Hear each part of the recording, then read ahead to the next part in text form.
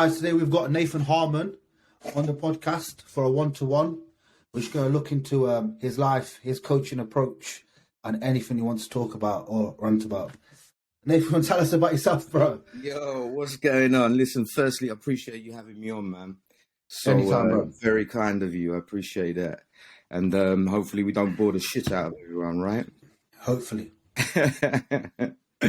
So for those that don't know me, basically I started prepping back in 2011.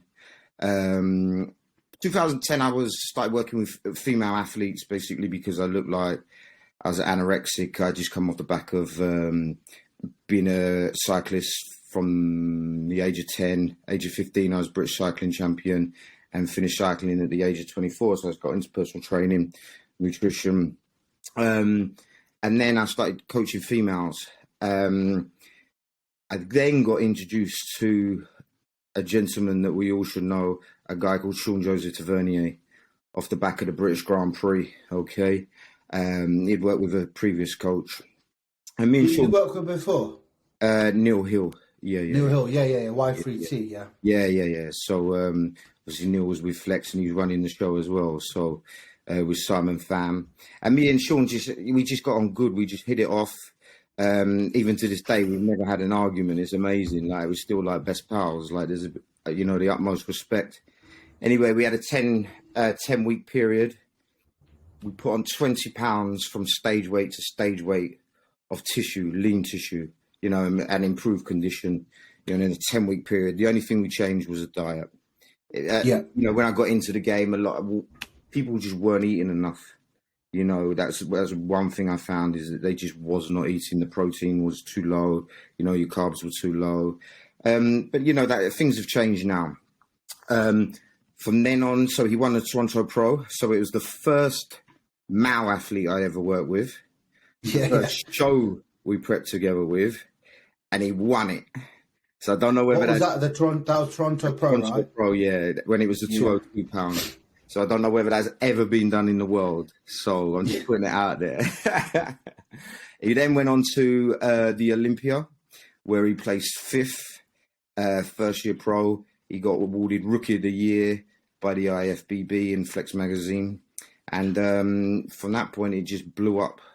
Was that 5th at the Olympia under 202? Yeah, the 202 at that time, because he moved up to the 212 class because the guys were suffering to get down, But Shaun's like, if you know Shaun, he's probably 4 foot something. He claims he's 5'2", but he's not let us measure him yet. So me and Kelly are always trying his wife. So, but yeah, he's he was it was unbelievable the way it happened.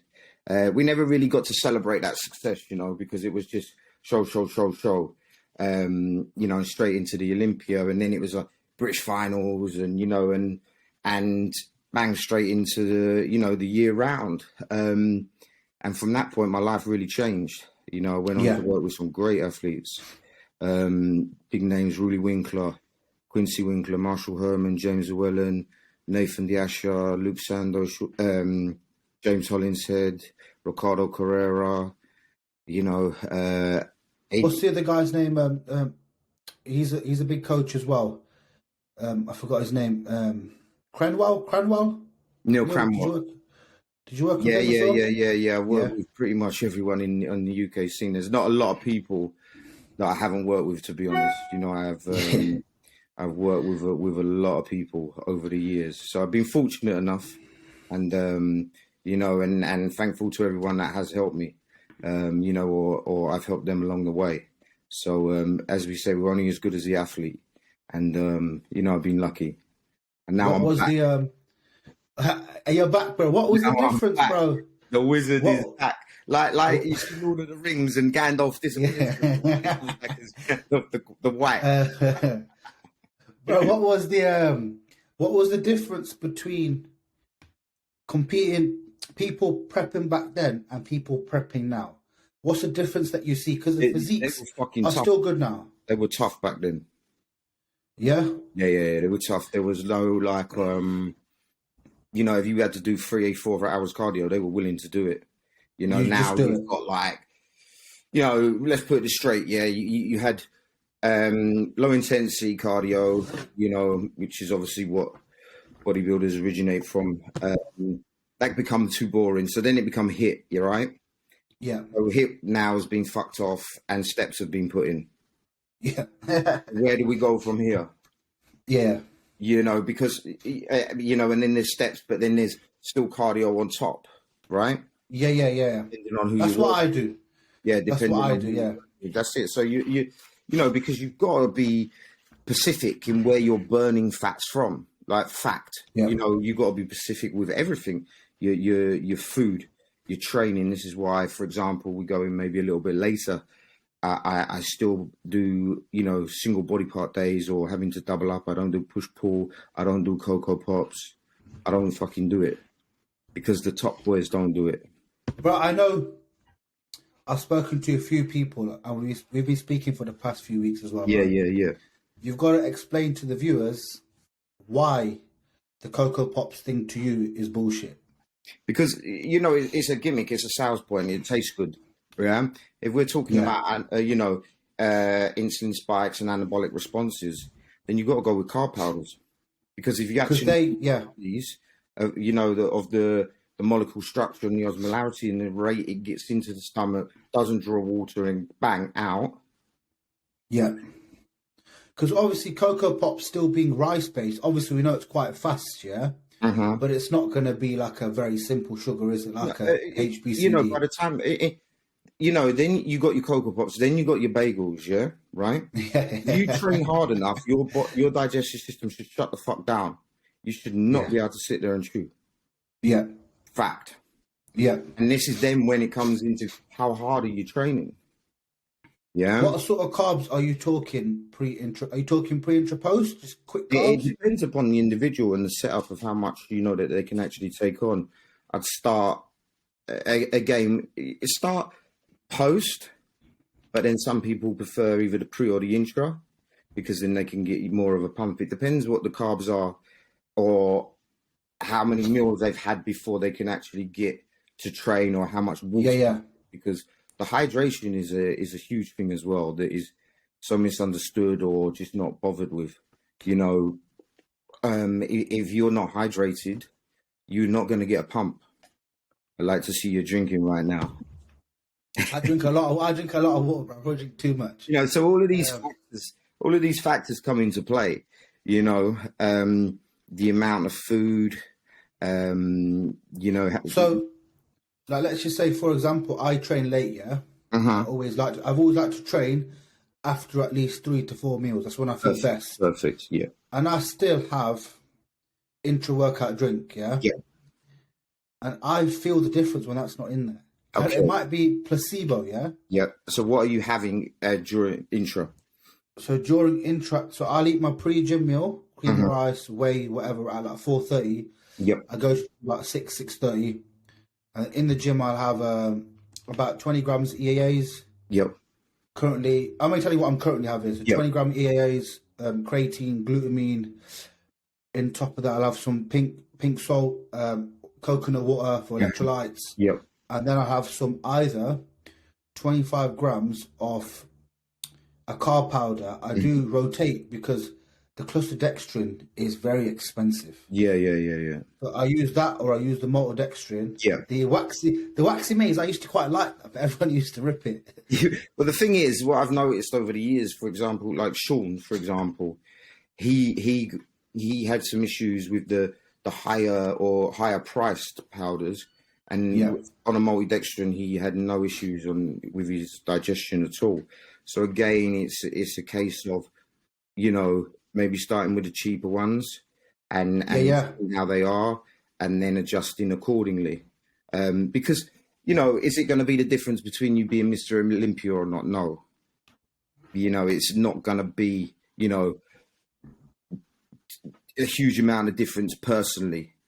As long as the rest of the food or the layout of your day is good, supplementation on top, recovery, training, all of these factors got to come into play. And then if you've got to that point and you're in an anabolic state, naturally, then you're already there.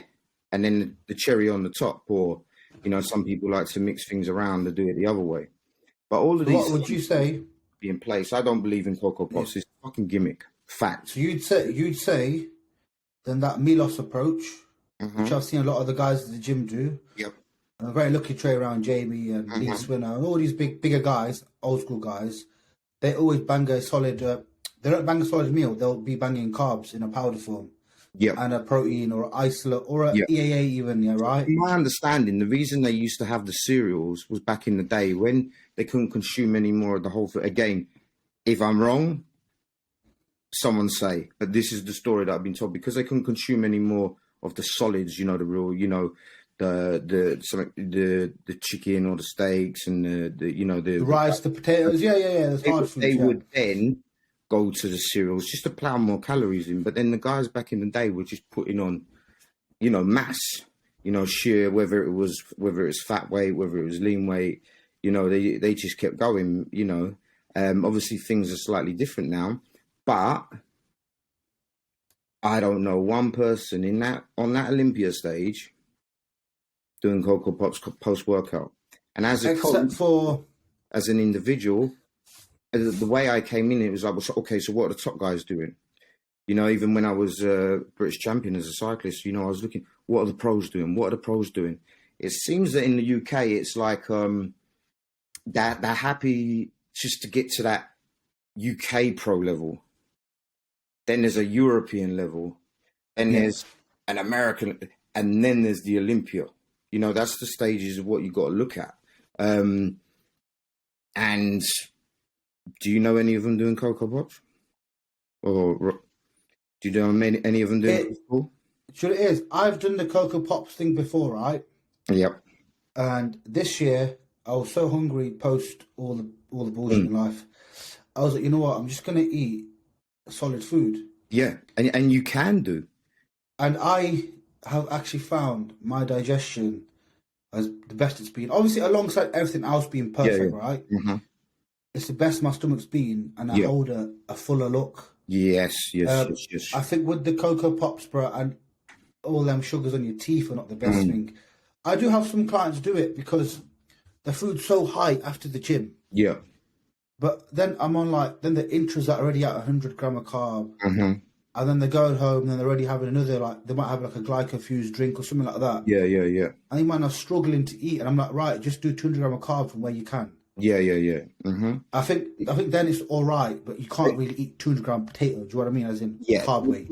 Again, you know, during a preparation phase, I've had people just have no wheys, no carb powders, and just whole foods throughout.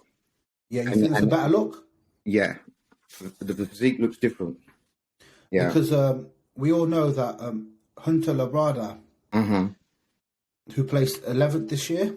Yeah, he was just slightly out, wasn't he? Well, he wasn't. He wasn't top 6. He wasn't top 6, right? He was about 8 or 11, somewhere around that number. And his whole off season has been like that: Rice Krispie bars, whey isolates, and I'm thinking, when you look at it from, as you said yourself before to me, from like a multivitamin, multi-mineral bit, it's dead. Mm-hmm. You can't compare it to chicken and rice or beef and rice. It's not the same. Yeah, it's a totally different. It's a totally different look. Like you will find it, and it's why you've sort of got to cut your powders out, whey, the isolates as well towards the end of the show, because it does create. If you leave them in, you will see that you are holding slightly water. Again, depending on the physique and who it is, but it is known. Yeah, I've had people literally prep on whole foods throughout, and the physique is a totally different looking physique.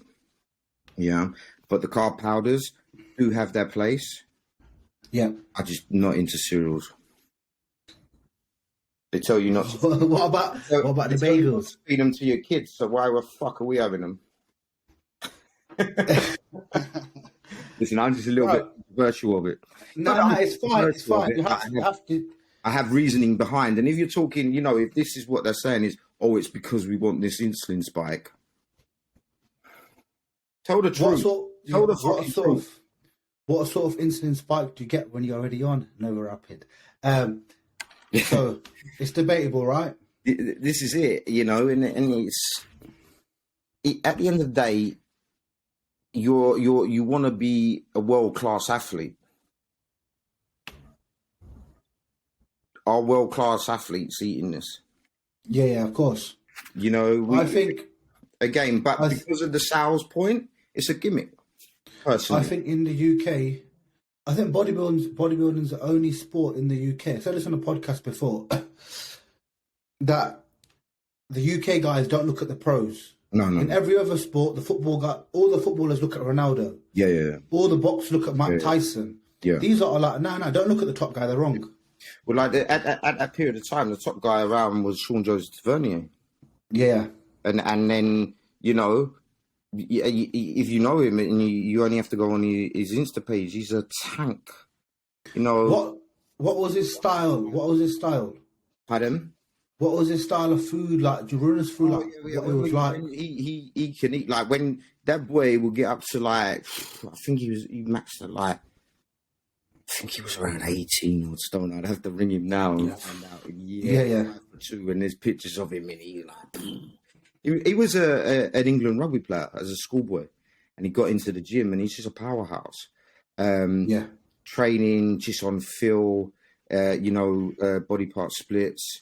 Was there any logbook in, any push-pull legs? What was it like? About none of that, like straight in, get the job done, and everything would be done on field, but it would be done to like failure, whether it was 10 reps or whether it was 30 reps.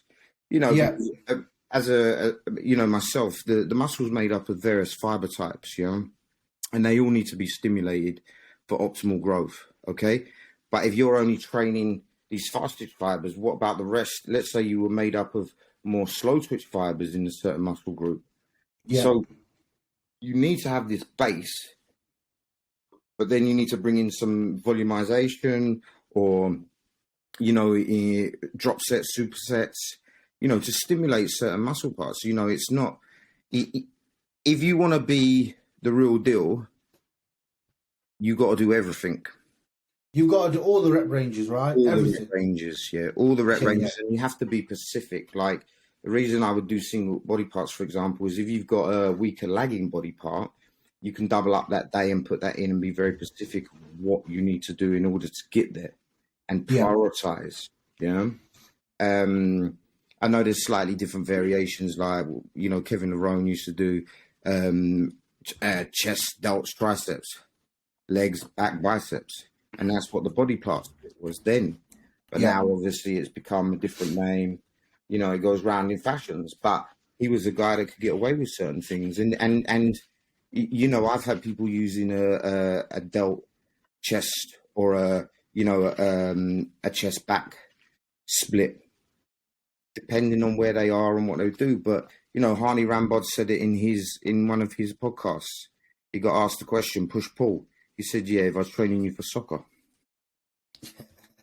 You know, and that cleans up every year at the Olympia. So why is there this, you know, I think what a lot of it comes down to is the coaching as well.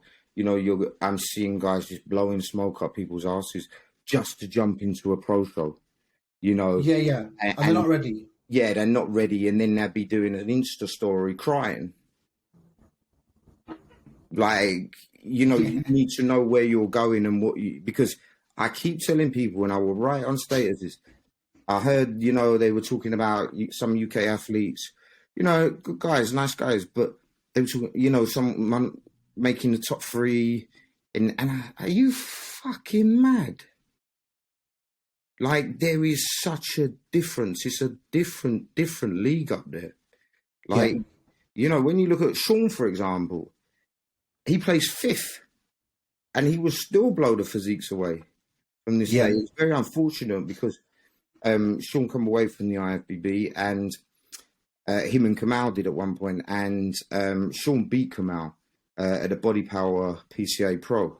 They went to the PCA, really? Yeah. He went to PCA, and he beat Kamal. Yeah, he beat Kamal, and he then made major improvements. I think he only weighed like 186, 190, something very, very light he was. Like, and he's just Nothing in it, yeah. oh, you know, that 3D look. And he beat him. And then Shaun had made major improvements, and he did the JP Classic, yeah. Come out looking like a tank, beat Molnar, the rest of the other guys. And unfortunately, Shaun stopped. You know, he's doing his thing now. And Kamal then went on to win the Olympia. I 100% believe Shaun Joseph-Tavernier would have been 212 Mr. Olympia. Yeah. Kamal, I think a lot of people don't realise Kamal is an old school guy. He's been training for a long time in Northampton.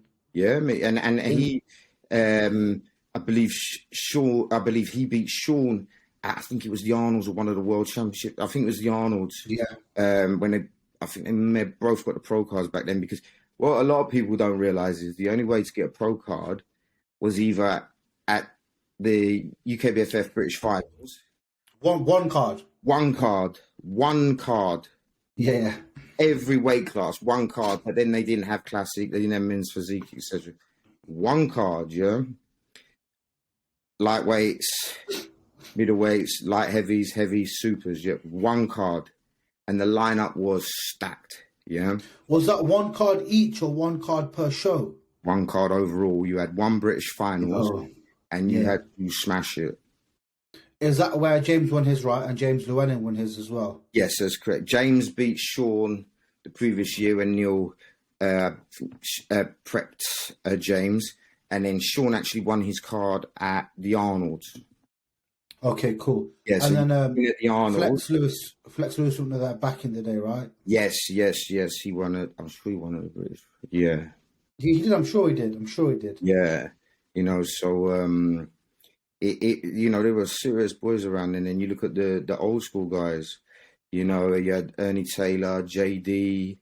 You know, who else was there? It was Ian Wadley. You know, and they were coming out tanks, like big lumps. You know, big. What was the back? Obviously, been in the game a long time, right? Also, I've got to ask the questions that are popular, right? Right now in the scene, to what I see, there's a lot of this primo talk and how you've got to run all your cycles on primo. You've got certain coaches and their little crew talking about how, you know, 1.5 grams of primo is safer than using 300 milligrams of MPP. And it's become, was it like that back then? What were the cycles back then compared to now? Yeah, no. You see, I learned from well, a lot of people, I think, learn. You may have seen them at the big textbooks of the anabolic book of steroids, yeah. And you go through there, and there's cycles in there, and you know, like I say before to everyone, you know, a lot of guys come to me and they'll be like, "Oh, you know, I want my cycle." Okay, I won't do that part until I know that your food's on point, your training's on point, your recovery's on point. I need to know that all of these are in place before that even then gets talked about. Because if this isn't working, because then when you do come off, what happens if none of this part was working, the foundation is working, you're back down here. Yeah. You know, and it was a case of, you know, the test was always double the amount of the other compound normally. There wasn't, maybe there was, but you know, it was nowhere as it is now. Like, I'm hearing the cycles with the girls and stuff, and I'm just like, what the fuck are you lot doing? What was your average cycle back then? You should test your decas, you test your EQ. Test EQs, you know, tranexamphates. I didn't like using deca or anything like that. But I know them boys are still doing it, because I still work with a lot of top end guys, you know, and that it's still the basics. Yeah, and they come off. There's none of this blast cruise. They come. So they come fully off. They come fully off. All my guys I work with will come fully off. Because put it this way, I had a few guys recently. They had been running TRTs, you know, youngish guys, not, you know, maybe a little bit younger than us. So same as me, bro. Same as me, TRT, mate. Yeah. Yeah, but Yeah, you look, must you look must be old. honest. You look old. You look old. I'm old, bro. I'm old now. I'm No, old now. I'm 29. I'm 29 soon. 29, yeah, I'm 21 too. But on a serious, these guys that they've come off and then 4 to 6 months down the line and they've been on for maybe like a two year plus period, test still at zero then after. Yeah. And you're talking guys at this age. So what's gonna happen from this point? Are you gonna continually jab? What happens if you can't get back? What do you think's the safest method there? Do you stay on HRT No, in fully between the blast, or do you just come off? come off, yeah, and then run But don't that run a don't that mean run a PCT. don't that mean then, let's just say hypothetically your test is here, right? On your blast. Uh-huh. You're then gonna drop down to then come back on Yep. HCG, PCT, whatever, Clomid, right? Mm-hmm. And that means you're going to come back up a little bit, but you're not guaranteed to stay up, are you? Then you're going to jump back on a cycle anyway. Yeah, then if you stay on for a 3-year period, you're guaranteed to have balls at the end of it. I know, but that's what I'm saying. So you have to face the fact that... I think you run so much of a better chance of getting back. Listen, if you've been on gear for a long period of time, you are eventually going to end up on HRT, hormone replacement. Yeah. I think a lot of guys don't accept that. They need to accept that if they want to do it. But do we want 20, 30-year-olds that are starting here because of the information that they're being fed? Yeah. 10 You've years got 19-year-old boys. 5 years down the line, shit, I'm going to have to stay on the rest of my life. Yeah. There is life after bodybuilding, yeah? People can do what they want, but give them the options and make them understand. It's, it's a case of, personally, I think the TRT bit come in because some people that were doing it basically had become reliant, addicts or reliant for the body function. But if they come off, they're bang in trouble. Some people are, yeah? Yeah. But then you're jabbing the rest of your life. I came to the term a long time ago that I'll probably have to jab for the rest of my life. But how I'm old all are right you? with that. I'm 28. I'm 28. all right with that. But see, back in the day, there wasn't 28-year-olds talking about having to do hormone replacement therapy. I know, but do you know what it is with me? I've come to the term that I can accept it, right? I don't blame anyone. That was my own choice. I made it cool. I have to live with it. But the problem now is you've got young lads like 20, they're doing it, but they don't know the consequences. No, and a lot of the times they don't even know what a PCT is. Exactly. Like Hilly told me, Hilly used to make me PCT all the time. He goes, yo, I went to kind of blasting cruise. He goes, if you accept the chance, you might never come back on again. I was like, yeah, cool, mate. Yeah. I was like, cool, that's fine. If you're coming on, coming off, but depending how long you're coming on and coming off for as well. Yeah. You got to weigh them things up. I know, a lot of the top guys were 8-week periods on, 8-week periods off. Sometimes you'll get guys on 20-week periods, 16-week periods, 4 weeks off. Yeah. You might as well stay on. You might as well stay on. Yeah, that's what I mean. Stay on, because you're not going to recover. But, the stresses that we're living in today, there is going to be a lot more people just living a normal life that are going to need to take more TRT. But do you want to speed that process up? When I was cycling, if I'd known all of this stuff, it would have been like, want to be the best. Yeah. So I understand why people do it, because they just want to keep going. But it gets to a point of which what is happening now is the actual cruise is almost... The cruise is a cycle, bro. The cruise is a cycle. Exactly, because it gets to a point where it doesn't work anymore. Yeah. Like, you can't say, let's just say average person's cruise is 150 milligram a test a week. Let's just say it's that number, yeah? Yep. And then you're 275 pounds. That 150 test ain't going to hold that muscle. Yeah. It's not. Again, depending, if it's naturally done or not naturally done, the food, etc. Again, certain things we aren't gonna know, but if you're blasting at 3 grams, whatever, and you're coming down, I'm not saying that's what I recommend. Oh yeah. Let's say, and then you're coming down to that, no chance. Forget No it. chance, no chance. No chance. You know, it's just not going to work. You know, and obviously, you know, depending on your receptors and stuff, are you fully, you know, you're going to be fully shut down. Going back down to that. So it's all dependent on, you know, where you're at of the blast and where you are of the cruise. But personally, I like my guys to come off because there is life after bodybuilding. Not everyone's going to be in the game for long periods of time. People are going to want kids, you know, and that's the reality we've got. And same with the females. Do your research. You know, don't just listen to a coach because he's a fucking coach. Like I say to my people, go away, check everything out, do your research, understand there's consequences. You know, can you get to a place quicker? It all depends on whether your setup's right. Are you training hard enough? Are you recovering enough?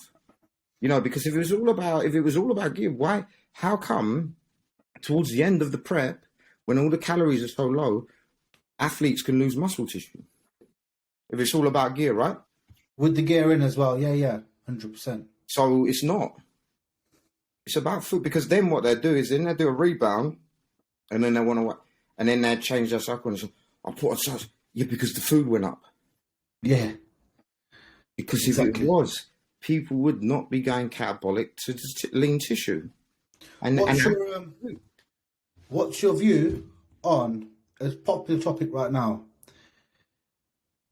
But bro, like 2-3 years ago, not many people use LANTUS, right? Mm-hmm.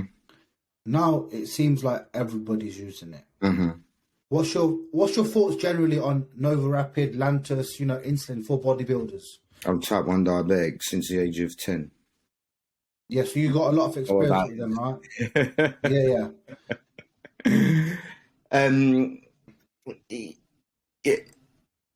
LANTUS back in the day was, well, the way I see it now is that people were using it during the day. Okay. In my opinion, that's when you want the quick stuff going in, your NOVARAPIDs, and at certain points. Okay. They were using LANTUS, but I'm not recommending it later in the evening, you know, so you become anabolic, stayed anabolic through the night, for example. Okay. Yeah. That's what some athletes were doing. That's what some coaches were doing. Now they're running the LANTUS, the NOVARAPID, all during the day. Okay. I would rather have a bigger anabolic response or put larger amounts of insulin or quicker acting during the day periods, such as, you know, post-workout, first thing in the morning, or pre-workout. You know, again, you can have all three, or, you know, depending on, some people were having, you know, certain meals in carb powders, and wheys, you know, around 20, 30 minute period after a whole meal. Yeah. Okay? And then they run it at that point. So there's a variety of different ways to do it. LANTUS, I think, you know, and listen, half these bodybuilders, well, probably 3/4 of them shouldn't even be taking insulin anyway. Yeah. You know, personally, because it can be very, very dangerous if you fuck up. Yeah, very, very. Yeah. You gotta be. You know, there's times when I'm sitting there and I'm hypoing and I'm like, fuck, if I don't get out of this hypo, I'm banging trouble. You know, and I'm 4 Lucozades down and I'm in the fridge eating, and I'm sitting there in a hypo for an hour, and I should never be in that position. But for whatever reason, the body works in crazy ways. Yeah. It's does it work? It fucking works. Do you think, right? But I do not believe that you should, you know, I don't think personally, I wouldn't be putting the LANTUS in at these points. No. Do you think yourself the insulin is important to take the physique to the next level? Because we've seen what Samson's done this year, right? Mm-hmm. And we know the coach is working with, we know them protocols. I used to work with Samson. I told Samson, Yeah. I told Samson, I said, Samson, I said, at some point, I said, you'll be the top guy. I said, because he was so complete. All he needed to do, he was carrying good tissue back then. But now he's become a workhorse. He didn't want to put the cardio in, and his physique now and where he's at, absolutely fantastic. He smashed it. Because I believed in him, but he was like, I don't do more than 40 minutes cardio a day and drinking fucking socials and Yolk drinks and stuff. But he's a very, very good bodybuilder. He's obviously working with Milos, right? Mm-hmm. So they're big on, look, it's no secret to anyone, they're big on the pre-post insulin, right? Mm-hmm. Do you think that adequates to actual muscle tissue gained when you do it that way? It's all dependent on the individual, dependent on the setup. It's too hard, it's too difficult to say because, of course, I don't want to sit here and go, yeah, this is what he's done. I don't want to. Because I know the guy, and what they've done together is phenomenal. Do you become very, do you put lean tissue and become very anabolic with insulin? Yes, 100%. But you can become very fat as well, right? In the wrong hands. Depending on the person again, it's all dependent. There was all this like, if your blood glucose is at this point and you shouldn't be taking it here, and then you've got too much fat stores, and half these guys are looking at thinking, what the fuck are you worrying about that for? Because you've not got, you shouldn't even be at this stage anyway. Your food isn't probably right before any of this. I came in the game and people going year after year back into the same weight classes because they weren't doing a productive off season, and then they go, I grew into the show. Well, no shit, because you didn't do anything in the off season. Do you think then, in the off season, you have to I'm not saying get sloppy and get fat and have tits and that. Yeah, no, but you have to make an improvement to the physique. You have to put. You have to get in tissue. Yeah, you have to get a little bit soft. You can get a bit soft. Yes, 100%. Yeah, but I'm not saying I don't want people to misunderstand what I'm trying to say and what you're trying to say. We're not saying get fat. I've had some people get fat because they've had to get fat in order to put on that size. Really? You think you have to get proper sloppy? Some people have had to. Yeah. Not always, no. What was it like with Rowley and all these lot? I guess they stayed quite lean. No, Rowley puts on. The old boys, they get out of a little bit of shape, Yeah. Yeah. Because that's you've seen like when they do the Pittsburgh guest pose and they've got like the muscle tissue, but it's got like the fat over it, but it looks weird because you've got these glutes and then there's fat. They're not. That's just because they got that sheer amount of muscle tissue, but they're out of shape. So Ruli loves his food. I lived out with Ruli for a few months. And I tell you what, his mum cooks some food, boy. Where's he from? Curacao. So it's just above Venezuela, next to Aruba. It's a beautiful country. And, so you spent some time out there? Yeah. I lived with him for, God, I can't forget the year now, but we won Chicago Pro together. We was getting ready for the Arnold Classic. Basically, there was something wrong. We went out Sunday. It was like the beach party, but we're still a few weeks out. He wasn't. He was on his bike because they just ride there. It's a natural thing. And someone come on and just, boom, took him straight out. We got a phone call in the car. It was like shit. Went straight to hospital, and he was just torn to pieces, all down his arm, his lats, all his leg, and and he was out. So then we got ready for the Chicago Pro. We won that, okay, and then so that was my second pro show win. With obviously a different bodybuilder, yeah. So that's where it was like heading. The sound's gone. Can you hear me now? Sorry, yes, bro. Yes. Hear me now. What was it? What was it like? What is it like peaking someone off that size? Ruli's difficult because he never used to like he never used to like carving up, and he never used to like cardio. He's very, very different now. Okay. So at that point, with him, for example, you get his physique. You couldn't like do your normal, let's say, if I was carb cycling someone and let's say we dropped 50 grams, let's say we dropped 100 grams of carbs out, you know, on the high day to the low day, the weight would plummet. So you'd have to be very, very careful with him. Okay. Where, you know, a lot of individuals, if you bring them down 200-300 grams of carbs, they still only lose a pound at the end of the week. So, but because of the sheer size of him, you know, and he's just a monster. Now, he doesn't mind doing cardio, and he doesn't mind, you know, doing certain different things that he used to back in the day, because you know, he knows what you've got to fully peak, you know, and you can't rely on being that size anymore, because there are guys that are that size, you know, that are coming in slightly more conditioned and you know, drying out and loading up.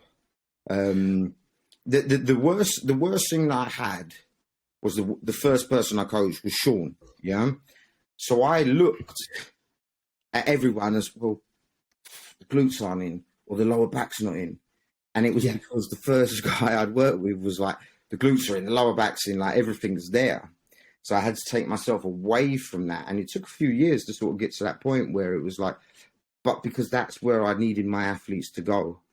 You know, I was the guy like, if your glutes ain't in, you ain't ready. You know, and when I did get into coaching, there was probably only around maybe 5, 6, 7, 8 coaches around at that period of time. Yeah. You know, there wasn't a lot. And then I sort of missed this. Wow. I grew up in that era of the less people know about you, the better. Yeah, I didn't like doing the socials. Yeah. You know, the times have changed. Yeah. Like I got to get my ugly mug on like the camera. Yeah, I used to Baywatch body, cry and watch face. But like what Hilly said, I don't talk much. But again, it's probably because people didn't think I was accessible. You know, people will come to me and they'll be, "Oh, I'm just messaging you off the off chance because I know you only work with pros." But I had never said that. It's just what the chance. Yeah, it's just what's happened. Yeah, you know, bullshit rumors or whatever, and it's like what you think. You know, this is. You know, I as a cyclist when I first started, I was shit. Yeah, but I was given an opportunity, and what I did with that opportunity got me to the point of being British champion. And I'm thankful, you know, to this day to my coach, Dave LaGrasse. You know, very, very phenomenal. He was Great Britain. What sort of cycling did you do? I was in the Velodrome. I was British points race champion. Round. Yeah. You know, Bradley Wiggins, Mark Cavendish, they were my teammates. We was all in the same team. Yeah. So then I decided to end up coaching you lunatics. I told my wife you did the Tour de France, bro. She goes, I did the Tour de France in the car, bro. She goes, what did he used to do? I goes, I'm sure he did the. I'm sure he did that Tour de France. Wasn't it? She was like, oh, cool. So obviously, it's not our biggest sport as to people like me who don't really know about it. Yeah, like now it's become massive, obviously, because of the back of the Olympics and things like that. Yeah. It's huge, you know, it's huge. It's a very dangerous sport as well, that one that you do in the circle. Yeah, because if you hit the deck, you could probably YouTube it and you see guys coming off, like, because it's wooden, you know, and then if you crash, you know about it because there are big splinters coming in and, you know, it's... But these boys, the cyclists, they crash, they get back on the bike, and then they chase the race down. They don't mess about. No reps in reserve. Nah, they have to get back on and they chase. Yeah. You know. So what's your take on? I'm asking the questions right that I think people are gonna appreciate. The reps in reserve training recently that this a lot of the guys are pushing out. Yeah. Not everybody in the UK. It's a lot of the more lazier guys. What's your opinion on reps in reserve? To me, it's I think it's a load of bullshit. But Yeah. I noticed you did a podcast, a talk on a little while ago. Yeah, But yeah. like you know, and this is how I am. Is you know, a lot of the stuff that we spoke about. Again, I don't know fully in depth the details, but from what I know, it's bullshit. You know, Reps in reserve basically is saying, right, if I'm gonna fail on the 10th, we're gonna do 2 reps short, so we're gonna do 8. That's what the training style basically is. It's saying do not train to failure. Leave 1 in the tank, leave 2 in the tank. To me, that's bullshit. Then you're not really training hard. Do you get what I mean? You're pulling out when it gets to the hard bit, to the growth bit. Did you get me? Did you get me? Did you get me? Listen, the reason for that is, but whose training style is this? This is why I don't. This is why, for example, I don't get too involved and continue to research anymore, because I know what works, when it works, and it still works. Okay, yeah, I have to keep up with times, but it's bullshit. You have to train to fucking failure, and you have to train hard. How do you know you're going to max out on 10? Exactly. You might get 12. You might, yeah, and then your training partner is going to be in your fucking face telling you to do your shit, and you're going to get another one. Like, you work hard, you train fucking hard, and everything's 100%. You don't fuck about. I think people are just scared to train hard now. People just scared. With your fucking training. If you train like a pussy, you eat like a pussy. You train fucking hard, you eat fucking hard. Like, there's too much. Let's become a little bitch, basically. Yeah, it's true. It's like true. You know that like I don't. Oh, okay, sorry if I'm offending people, but it's a fact. I become good or as a cyclist because I fucking had to train hard, because I wasn't genetically gifted. You've got too many opportunities. Okay, we can't do a low intensity now because it's too long, it's boring. So we do hit sprints, but now hits have become too hard. It's too hard, yeah. So we're just going to do steps, but I can walk to the fridge or I can run. But you've got to understand energy systems and where you burn fats from at different periods, because if you're doing low intensity, at that point, you're going to be, depending on where you're hitting your heart rate, is optimizing your fat burning zone. If you're doing your hit, you're going to go into an epoch, post-exertion consumption. So at the rate of, the heart rate is elevated. What the fuck are steps doing? Are you allowed to step within just step? Because steps, like your stepometers were made in 1965, right? Or something like that. Yeah. And they were mainly I think people that sat at desks. Well, let's get them moving. I think steps is good. Bullshit. Yeah, I think steps is good. When I used to work my old job when I was on a desk all day, yeah? Mm-hmm. I think you're like, yo, you know what? I've only done 500 steps all day. Maybe I should get a little bit more in. Okay, but then if you was doing your cardio, could you be more specific and do an extra period of time with the cardio? That's what I mean. In the fat burning zone. But back then I was doing half an hour cardio every morning, hard. And then it becomes, all right, you know what? I won't do the half an hour cardio. I'll just walk outside. And then it becomes, oh, well, fuck the walk outside. I walk on the treadmill. Yeah. And then it just, obviously, I think it's all got a use at the right time. Like, I do both. I think if you want to be an elite top end athlete, I think you have to be very specific. You have to know where your heart rate is, at what periods of time. First thing in the morning, post workout. I'm still a big firm believer in, pre-food. It does make a difference. The body gets tricked into taking energy from the sugars. Do you so you prefer most of your guys to do the fast? I've always done fasted cardio. Yeah, fasted cardio. I prefer it. I like it. Sets me for my day. Yeah, fasted cardio. Because I know people say now it doesn't matter if you burn 500 calories in the morning or 500 calories in the evening. It's the same. But I'm always been of the opinion of, no, it's better in the morning. Yeah, but you're burning more fat calories. Calories are different, yeah? You have fat calories, okay? You have calories from sugars, okay? You have calories from pyruvic acid, yeah? Yeah.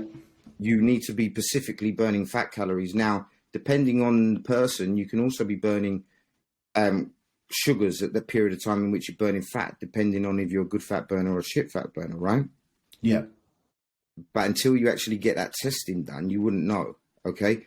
But even still, when you're doing it first thing in the morning, some people predominantly burning slightly higher amounts of sugar over fats. But then if you go later down the line, they'll be burning a lot more sugar than they would be burning fats. Okay. So you have good fat burners and bad fat burners, right? Yeah. But first thing in the morning, BCAAs, glutamine, you know, and any other additionals you're putting in, hit your cardio, bang, first meal. Then do you still do you use EAAs or BCAAs? I use EAAs with like a whey powder, for example, because then it Was whey powder? Yeah. Okay, yeah, or food, yeah. Mm-hmm. Cause I know BCAAs these recent years have died out big time. Yeah. They still have a place, I believe, but then I'd run the EAAs with either a meal or But the thing is it going to be the difference between you becoming Mr. Olympia or not? No. Yeah. No. I think that leads on to the good next question, which is quite good. Yeah, that's the what's your approach to a client? Yeah, when it comes to protein intake. Let's say I come to you. Yep. I want to get massive. I'm 200 pounds. Yep. What are you doing with that protein? Are you going to run it 1 pound, 2 pounds per body weight per pound? 1.5 to 2 grams per pound per body weight. So you generally like it higher. Where, you know, okay, not the lean tissue, okay, because some people might come along and they might be really fat, but you find that gap, okay. But yeah, 1.5 grams to 2 grams per pound per body weight. Mm-hmm. Depending again where your starting point is. If you've come from like 0.5, there's, you know, you got to build into it. Yeah, because too much you'll fuck up your digestion, right? Again, yeah, you won't be. You know, you all of a sudden you've gone from here to here. It's not going. You know, you're going to have problems. So you've got to build into it, and you've got to make sure that what you are taking on is not being stored as, you know, too much body fat. Because then when you come into the dieting, you're going to have to make that, you know, a longer preparation to get that first chunk off. Yeah. Before you even sort of start the real prep. You know, and a lot of guys aren't getting in shape because they're either prepping for too short periods or they're just too fat. Too fat, yeah. Yeah, you know, like, you know, if you think you've got 20, 30 pounds to lose before a show, you know, you maybe might want to think about, okay, well, I need to tidy things up at 30 weeks out, or I need to tidy things up at definitely 20 weeks out, because if I've got 30 pound, then, you know. The prep's already started, deep off season. Pardon? Basically, the prep's already started at 30 weeks out. Basically, right? For some people. I have various phases of preparation. You know, there's a progression phase, and, you know, there might be a small rebound phase put in, you know, because you want to shock the body at certain periods of time, but every part of the prep, what I believe a prep is the moment you decide to do a show. That's when you start your prep. Because I think as well, phase, bulking phase, cutting phase. Because you're basically trying to say, don't make it too linear. You're trying to say basically, go down, come up, go down. Do you know what I mean? Prep. Yeah, depending on where you are. Obviously, the closer you go, you got to go. Yeah, but there's a period here. You know, maybe 30 weeks out to 20 weeks out, or depending on the length of time of, you know, how long you've been, you know, I know at the moment from this week to the two bros at the XL, it's around 30 odd weeks, I believe. Yeah. Okay. So if you're prepping for that, you know, you have to start to look and think, oh, it might be Christmas, but I got 30 weeks. So you've got to have, if you can make improvements now, but then you've also got to know you've got to be ready for a period of time. And some people will not take into consideration that the skin needs to readjust as well. You know, and that, you know, and really tighten. A lot of people are like, well, I've got this amount to lose. Okay, but you've got this amount to lose in this period of time, but then we've got to tighten up the skin as well. Because obviously, generally, the faster you lose the fat, there's a bigger tendency for that skin to then not sag, but you know what I mean, be slightly more elasticated. And when you're older as well. Yeah, yeah. It changes, you know. You ain't far off of 50. You're gonna be there soon. Yeah, I'll be there. I'm past halfway, bro. I was going to ask some viewer questions, bro. What we'll do is we'll do one episode today and we'll do another episode as well. Okay. That we can cover bare topics. Can I just say before we cut this? Yeah. Listen, the reason I'm on today, yeah, is because obviously I'm on a comeback, right? And I want to thank a guy called Ben Hawksworth, okay? He runs the coaching consultancy. This guy, like, you know, he knows what he's done for me, yeah? And I just want to put it and his team, I call them the A team, because they are, you know, if you need a consultant within the fitness, within your business for fitness, this guy is unbelievable. He's the real deal. He blows away any other. Is that all like your business promotions, your marketing? Yeah. Streamlining. So Yeah. Your videographers, your designers, you know, guy called Smokes, he does the video work. AW does the design work. You know, Ben, he overlooks everything, automations, the lot. They're the real deal. And I just want to say a huge thank you to them guys, because without them, Ben basically put me in hospital after a week of working with him. I said to him, listen, it's a life and death situation. A week later, I was in hospital. I think he realized what was happening. But on a serious, like, you know, he's a special kid. Yeah. What we'll do is, guys, if you use the code Harman10 at their checkout, you get a discount. Yeah. Yeah. Honestly, he's the real deal. I've got some questions here from Instagram. There's not many, but we'll run through them. This is from James Watts 87. Who did you have the most fun coaching? Who was the easiest to coach? Easiest to coach. There was Shaun Joseph-Tavernier, Ricardo Carrera. They were very, very easy. Ricardo, you know, Shaun, they were my best pals, so it was good fun with them. We travelled the world together. The hardest at that point, probably Ruli, Samson. yeah, at that time, yeah. Yeah. But we've all had good fun, you know. It's nice to be part of someone's preparation or being somewhere, you know, and see them going on and succeeding. It's nice. There's another question. It says from James Watts again. He's taking too much time, James. Forget him. He goes, right. He's saying, he's referring to you, does he rate any of the current UK-based coaches? If so, and why? You know, I just focus on my own thing at the moment. Like, you know, I know there's some guys out there doing some bits. A lot of guys talking a lot of bullshit. You know, it is what it is, but you got to back it, and my track record backs it. So, who do you like in the scene in the UK? In the UK scene, I don't really know anyone. What about you? Like Neil Hill, though, right? I like Neil. Yeah. Me and Neil are pals, yeah. But Neil's like America. yeah. Neil, yeah, we have utmost respect.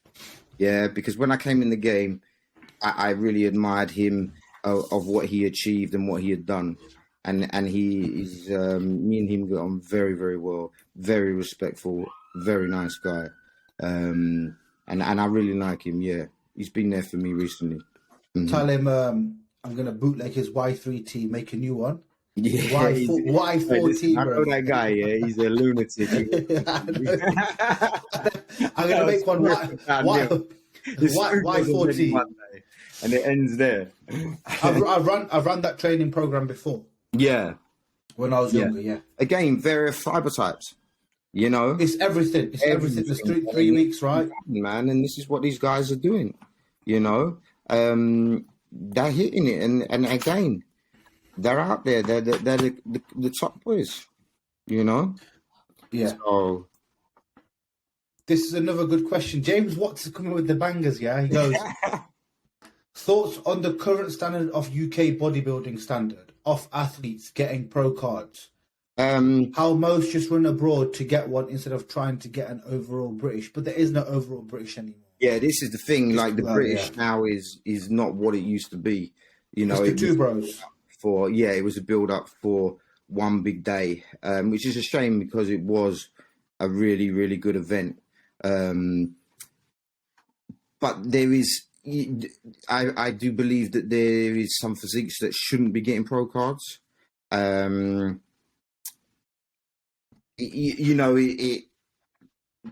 it's not down to me to decide that. But there are, there's just, it's a shame because it's almost like, if you miss this one, just go to the next one anyway, and just go to the next one, and just go to the next one. And keep going. Yeah. Eventually, you get it. I think it shouldn't be like that. It was about that battle, about the passion, about no Instagram, about no socials.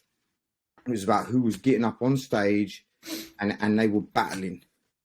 And and I was before the time of the socials, and I think that's why I see things differently. And it was just about the passion of the best being up there and battling it out, because you only got to see that person in the magazine or on the forum one time, and then the next year, or at a show. Now we see what the athletes look like before they've even stepped on stage. I think the issue now is you go to a show. I'm not knocking anyone, right? You have to admit one thing: there is a shit ton of more bodybuilders now than there was back in the day. 100%. And bodybuilding is, a lot of the old school guys will be like, oh, but we only had one card. Yeah, but there was only 100 of you.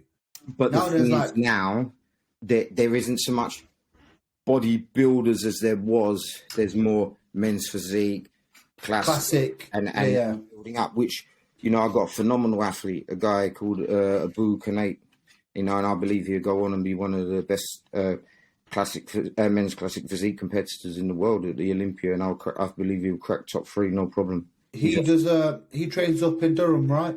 He's Newcastle way. Yeah. Newcastle. He trains at Ultraflex Durham. I've seen him. He's a big guy. He's a big guy. Yeah, he's a big dude. He's got the muscle bellies. He's fresh, and he's natural, He's natural in it as well. When it's time to go, and I put my life on it because it's my business, it's my work. Yeah. When it's time to go, you're gonna see that kid, and remember this one, because he will be a top 3 Mr. Olympia. No, I've seen him in person. He's very, very impressive. Yeah, very, and he gets that mad condition, and you're like, are you sure?